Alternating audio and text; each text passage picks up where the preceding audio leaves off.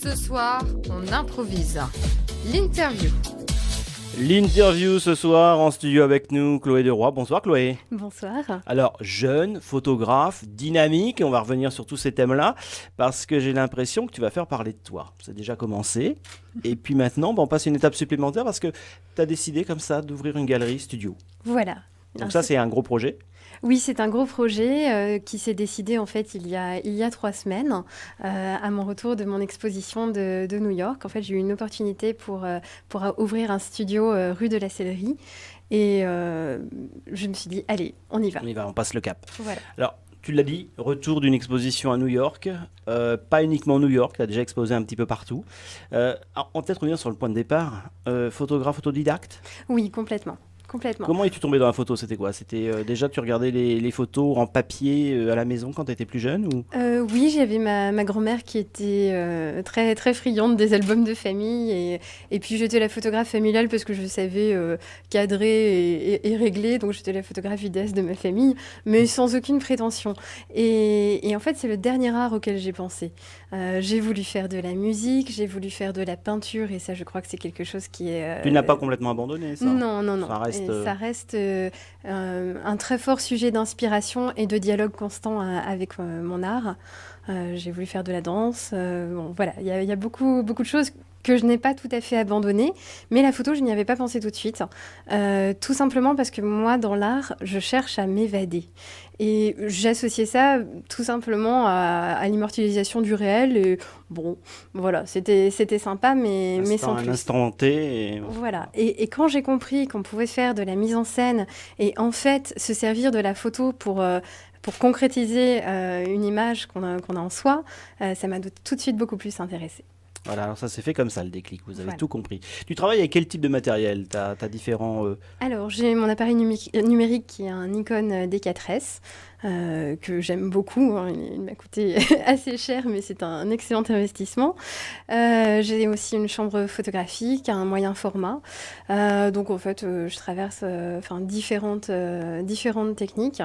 Bon, évidemment, selon ce que je fais, si je veux travailler sur l'irisation, et c'était par exemple un sujet de recherche depuis 1 an et demi, c'est plus approprié de se servir du D4S que de la chambre photographique. Donc tout dépend du sujet. Alors justement, tu travailles différents thèmes, des mises en scène, tu nous l'as dit. Tu retouches Non. Tu ne retouches pas tes photos? Alors justement, ça c'est... En fait, quand j'ai commencé la photographie, comme moi je suis une photographe autodidacte, je ne savais pas ce qu'était le photographiquement correct. Et aujourd'hui, la retouche en fait partie intégrante. Et donc pour moi, le photographe qui retouchait, c'est celui qui n'avait pas réussi, par le simple moyen de son appareil photo, à retranscrire son idée. Et donc très fièrement, je disais aux gens à qui je parlais de mon travail, ben non, je retouche pas parce que quand même, j'essaye de m'investir vraiment dans mon travail et je voudrais faire de la photo sérieusement. Et en fait, j'ai fini par comprendre finalement que beaucoup de mes collègues professionnels, pour ne pas dire 90-95%, retouchent leurs photos. Et par contre, j'ai vu que le public, finalement, avait plutôt mon point de vue et qui trouvait ça plus magique d'avoir trouvé un moyen de faire exister cette photographie. Alors aujourd'hui, tu fais de la photo artistique, bien évidemment. Oui. Tu fais aussi de la photo, je dirais, de mariage. Oui. Bah, j'ai tout mon côté prestataire. Donc je fais des mariages, des entreprises, des photos pour l'immobilier, pour les familles, l'architecture, le culinaire. Enfin, c'est très, très, très, très vaste. Photographie également les maternités et grossesses. Oui, également. Histoire d'immortaliser...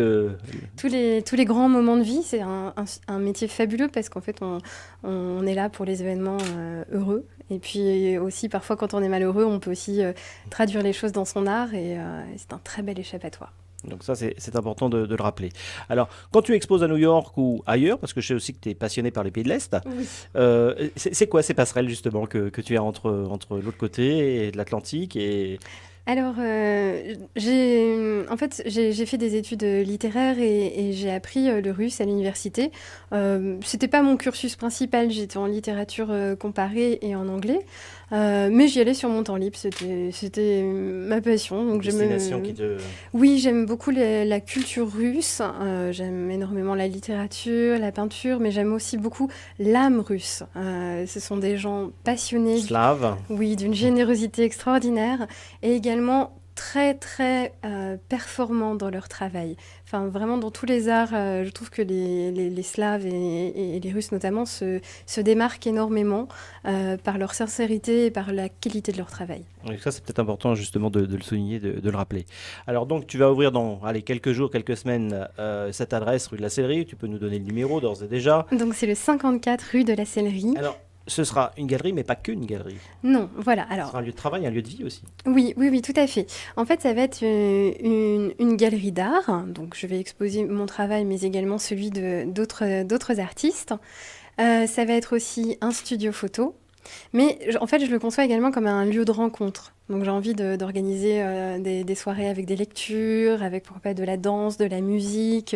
En fait, l'idée un petit peu... Pluridisciplinaire dans les arts, Oui. ce qui permet de faire encore une fois des passerelles entre, Oui, moi entre les artistes. j'aime les passerelles. Ma dernière exposition s'appelle Interférence.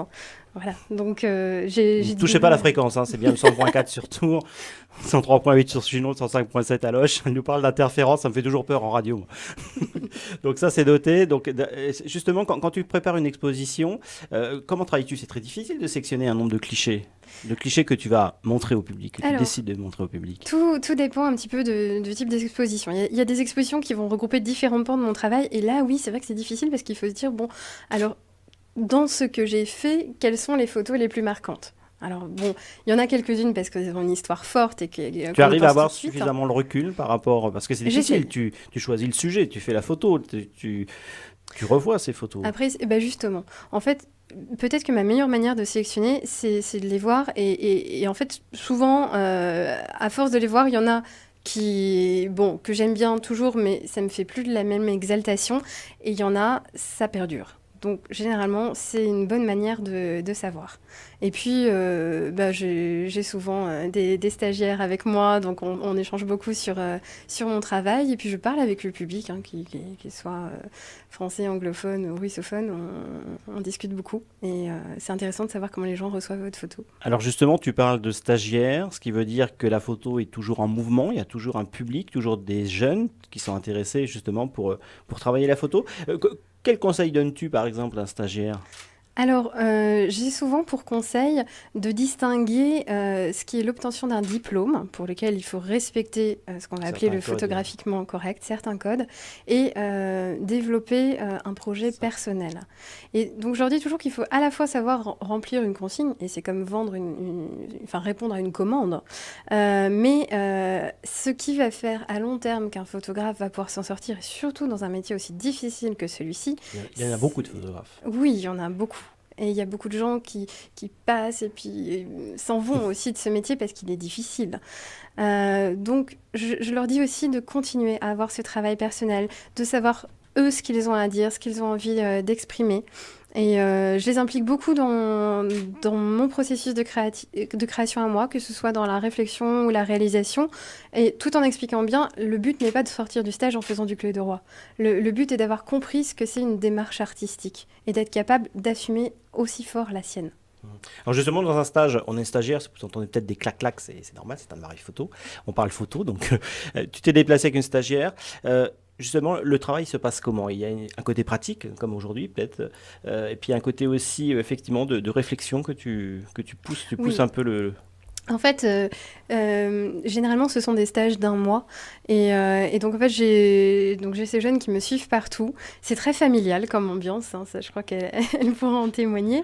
C'est un peu des petites sœurs, des petits frères qui me suivent un petit peu partout. Je leur cache rien. Donc, c'est les joies, c'est les peines, c'est l'implication du métier sur le plan économique, sur le plan personnel aussi, parce que c'est un métier dans lequel on s'engage à 100%, et chaque jour de sa vie, on est photographe. Et donc, ça a une influence vraiment sur les choix de vie qu'on fait. Donc, c'est important pour moi que mes stagiaires sachent à la fois la joie et les difficultés de ce métier. Voilà, donc ça c'est important. Alors Chloé, je ne sais pas, tu as quelque chose à dire, quelque chose à ajouter peut-être, tout simplement nous dire, pousser la porte quand ce sera ouvert rue de la Sellerie. Oui. Ayez la curiosité de venir voir ce que je fais et de venir voir les photos. Voilà, les photos et puis des choses qu'on n'attend peut-être pas.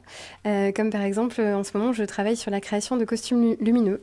Donc tout a commencé avec Lights 21, qui est un projet dans lequel j'étudie en fait toutes les lumières modernes, donc néon, laser, LED, fibre optique.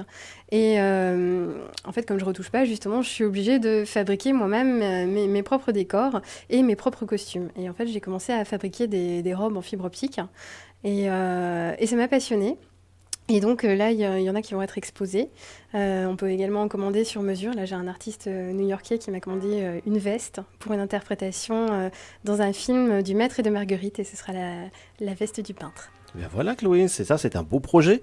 Merci en tout cas d'être venu nous parler de ta passion. Donc la passion à découvrir rue de la Sellerie dans quelques jours. On poussera la porte de cette nouvelle galerie. On te remercie en tout cas, et puis de Merci. bien belles images encore que tu vas nous faire partager.